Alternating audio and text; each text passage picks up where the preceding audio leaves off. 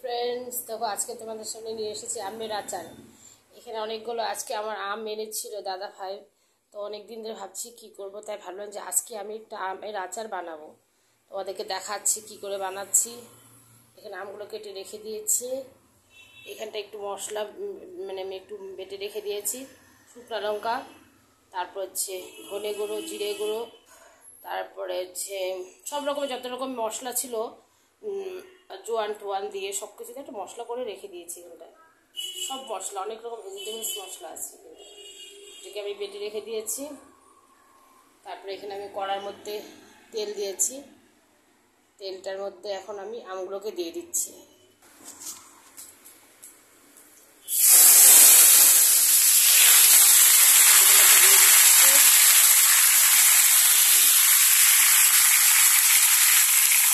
এবার আমি আমগুলোকে একটু এরকম করে ভাজা ভাজা করে নেবো তেল দিয়ে।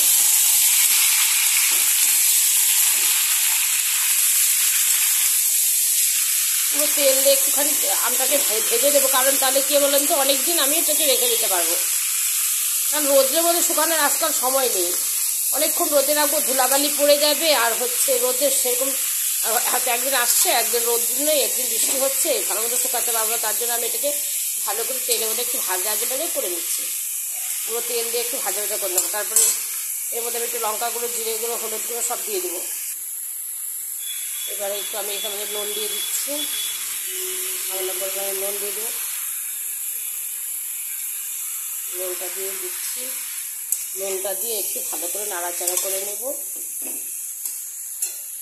আমি গ্যাসটাকে দেখে একটু সুন্দর বাড়িয়ে দিয়েছি, কারণ তাহলে তাড়াতাড়ি হয়ে যাবে, একদমই সময় কম লাগবে, ঝটপট আপনারা ঘরে এরকম মানে আচার বানিয়ে খেতে পারবেন, রোদেশ করে দরকারই নেই।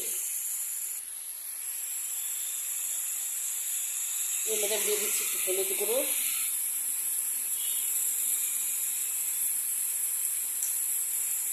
হলুদ গুঁড়ো দিয়ে একটু নাড়াচাড়া করে দিচ্ছি।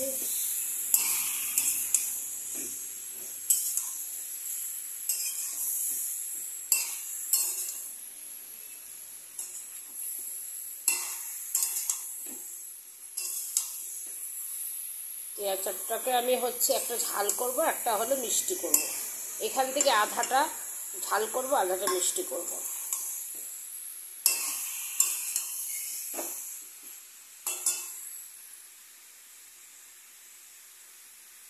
একটুখানি হলুদ দিয়ে দিচ্ছি। আর হলুদের পরিমাণটা দিলে পরে কি আচারটা খুব টেস্টি হবে, অনেকদিন থাকবে, নষ্ট হবে না।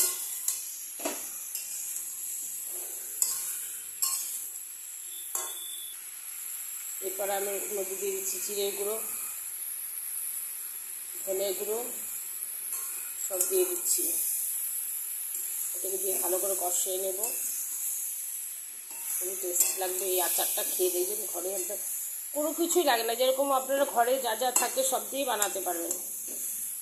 কারণ আজকাল মিষ্টি জিনিস বেশি গুড় না খাওয়াটাই ভালো, কারণ সবারই সুগার আছে ঘরে ঘরে। সেটার জন্য একটু এরকম টাইপের হালকা করে একটু ঝাল ঝাল করে যদি আপনারা বাড়িতে আচার বানিয়ে খেতে পারেন, ডালের সাথে গরমের দিন খুবই ভালো লাগবে, হেলদিও লাগবে, শরীরটাও ভালো থাকবে। টক খেতে হয়, টক খেলে শরীরটা ভালো থাকে।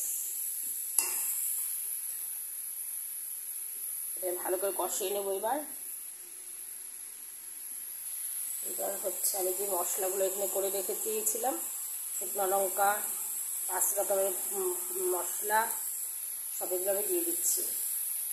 মৌরি আছে, তারপরে হচ্ছে ধনে গুঁড়ো আছে, তারপরে শুকনো লঙ্কা, কালো জিরে, পাঁচফোড়ন সব কিছু দেওয়া এখানে আছে, সেটা আমি এখানে দিয়ে দিলাম। এবার এটাকে আমি নাড়াচাড়া করে নেব।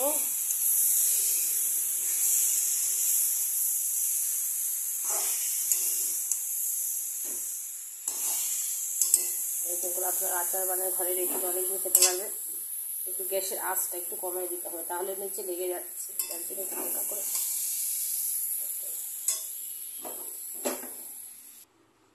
দেখো বন্ধুগণ, আমার আচার রেডি, কত সুন্দর হয়েছে, একদম কমপ্লিট আচারগুলো দেখুন কত সুন্দর এখানে তেলগুলো এসেছে।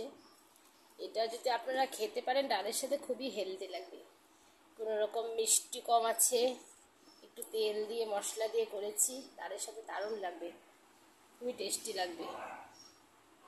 এরকম আমি একটু খেয়ে দেখছি কেমন লাগে। দারুণ দারুণ অসাম হয়েছে, খুবই টেস্টি। ডালের সাথে দারুণ লাগবে।